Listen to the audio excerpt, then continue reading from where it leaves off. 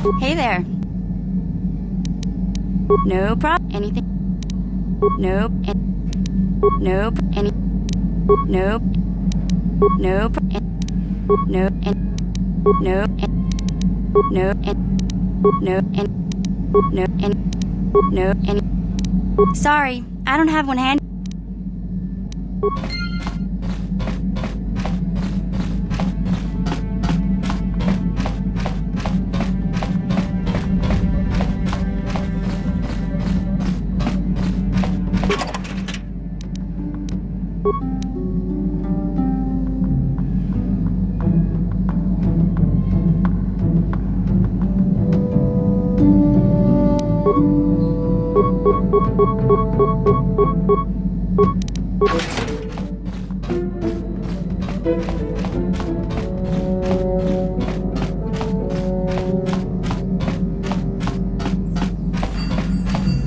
Hey there.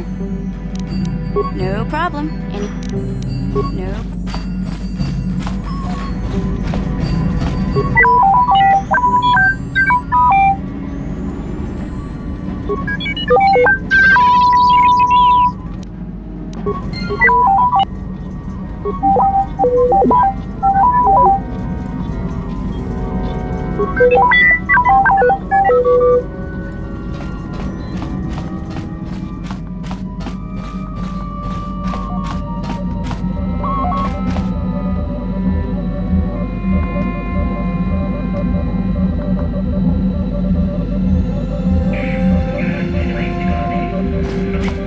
How can I help?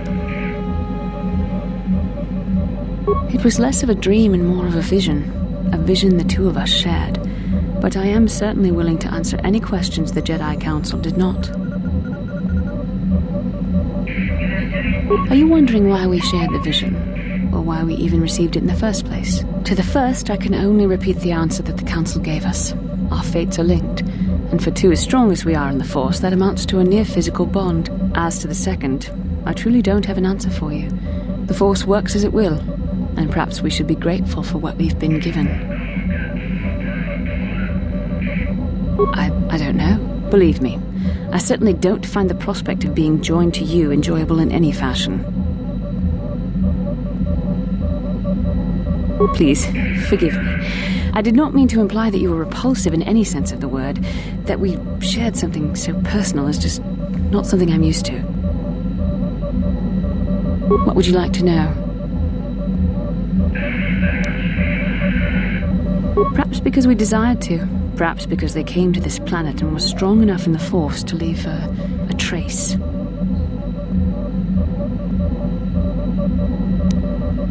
They did something important here. Of that, I am certain. It may be simply that we are sensitive to that event, or it may not. We dreamed about Revan and Malak either because we were meant to, or because we needed to. There is no other way to look at it.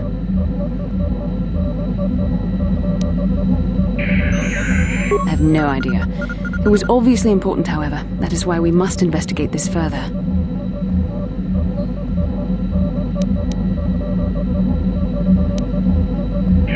With luck, we will. I would rather not rely on such visions to guide us. But when we have so little else to go on, and the galaxy hangs in the balance...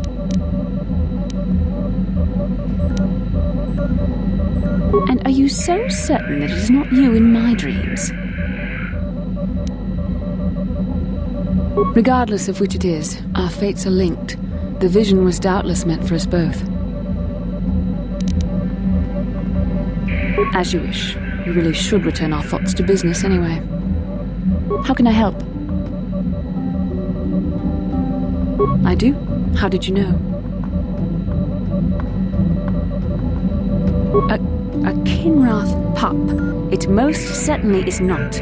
I am a Jedi, remember? I have far too much mental discipline to reveal what goes on inside my mind with such obvious physical clues. My thoughts remain hidden, including whatever my feelings are for you. I mean, whatever I feel... whatever I think about you.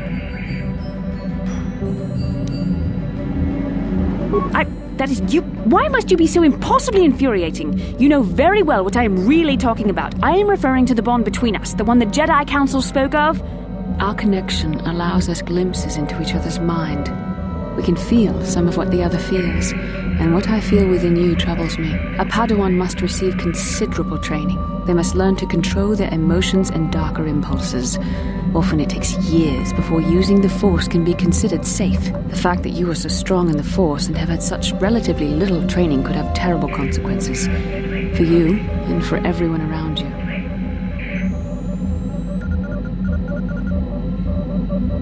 I don't think there's much you can do.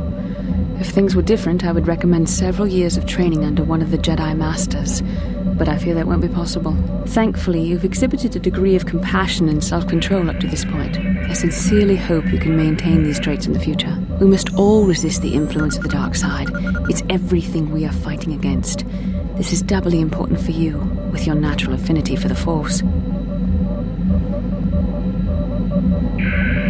That's good to hear. Without the proper training, however, I'm afraid you will find the path difficult even with the best of intentions. There is great danger ahead for both of us. Our destinies are intertwined. Everything one of us does will have consequences for the other.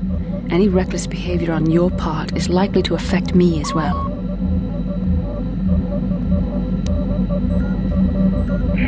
Yes, that is true. I will do my best to guide you, but I am no master. Not yet. And there are times when I find the sheer strength of your power almost overwhelming. Your power could be a gift or a curse. When you need guidance or advice or support, I will do my best to help you stay on the path of the light. I only hope I have the wisdom to help you through the dark times. But for now, we should return to our mission. How can I help? Then I suggest we move on. Yes, what's on your mind? You got it.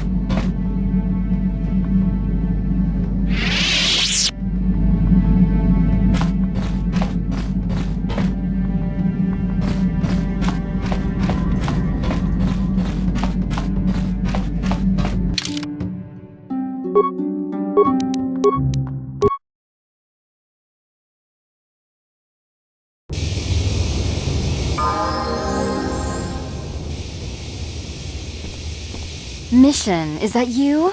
It's me, Lena, remember? I was dating your brother back on Terrace. Lena? What are you doing here? Where's Griff? I'm just passing through. Griff and I broke up a few months after we left Terrace together. Probably for the best. Your brother can be charming, Mission, but he's bad news. Don't you start trashing my brother, you cantina rat. Take that back or I'll smack you so hard your head tails will pop off. Mission, what's wrong with you? Why are you acting this way? Yeah, I know how she feels. Griff can be pretty frustrating. I guess that's why Mission didn't want to come with us when we left Terrace. You liar! Griff told me that you didn't want his little sister tagging along. That's why he had to leave me behind. Is that what the hut spawn told you? I wanted you to come with us, Mission. I even offered to pay for your ticket. Why not? I paid for everything else while I was with that freeloader. But he told me you didn't want to leave Terrace. I said we shouldn't even go then. But he said we'd come back and get you after we struck it rich on Tatooine. Just another one of his lies. No, you're the one who's lying. Griff wouldn't... He wouldn't try to leave me behind.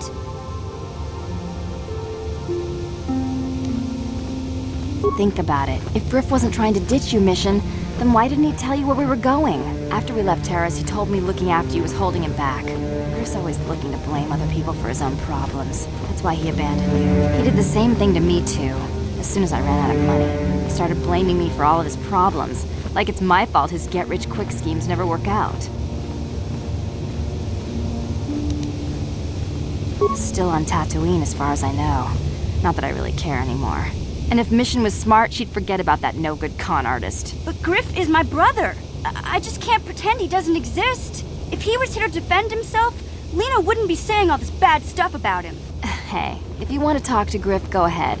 Last I heard, he was going to make a fortune working the Zerka Corp mines on Tatooine. But as far as I'm concerned, he's out of my life forever. Griff's better off without you anyway, you table-dancing, brother-stealing home wrecker. I guess that's my cue to leave then. I didn't mean to upset you, Mission. But one day you'll see I'm right about your brother. I only hope it's not too late by then.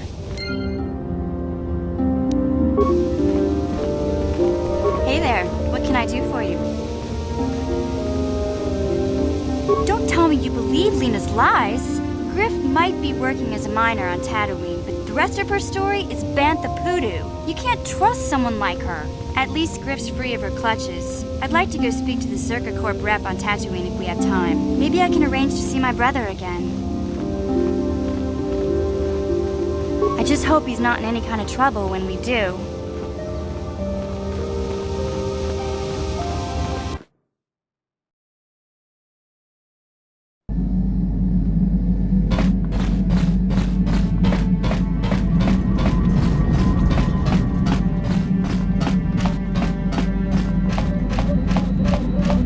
How can I help? Yes, I did. I wanted to speak to you about our mission and what lies ahead for us. It seems fate, or the Force, is driving us into a confrontation with the Dark Lord. You must prepare yourself for when we face Malak. The confrontation will be difficult for you. I remember how hard it was when I first faced Revan. It's true that due to my battle meditation, I was with the Jedi strike team that boarded Revan's ship. We did not kill Revan, however. Our mission was to capture Revan if possible. It was Malak who turned on his own master, firing upon Revan's ship while we were still on board it. It was his desire to kill us and his master both. Thankfully, we narrowly escaped the vessel as it exploded. True, I suppose. And yet the outcome of that battle was unexpected. To all of us, Revan's end was unforeseen. As I said, we were there to capture Revan alive. The Jedi do not believe in killing their prisoners. No one deserves execution, no matter what their crimes. Remember that Revan and Malak were once great Jedi, heroes in every sense of the word. They demonstrate the danger of the dark side to us all. I'm sorry, we really shouldn't speak of this anymore. The memory of my confrontation with Revan is painful. Let's return to the mission, please. How can I help? Yes, I suppose I can understand your curiosity, given the bond that connects us. Very well. I'll tell you a bit about myself. I was found to be strong with the Force at a young age, as most Padawans are. As a girl, I was given to the Order to be trained. When I joined the Order, I left my family on Tal Ravan, as all Padawans do. My family is still there, the last that I heard. I've had little contact with them, as it is discouraged. Relationships with family members are fraught with powerful emotions. Such extremes are to be avoided. Anger and hate are the worst, but even love can lead to folly. Emotional entanglements can be dangerous. They can impair rational thought. They can lead to outbursts of uncontrolled emotion. A Jedi must be above such things. Like all who join the Order, I've learned to embrace the life I've chosen. I had to let go of my attachments to my family. It can be a hard lesson to learn. I was not on good terms with all of my family, but I do remember missing my father terribly for a long time.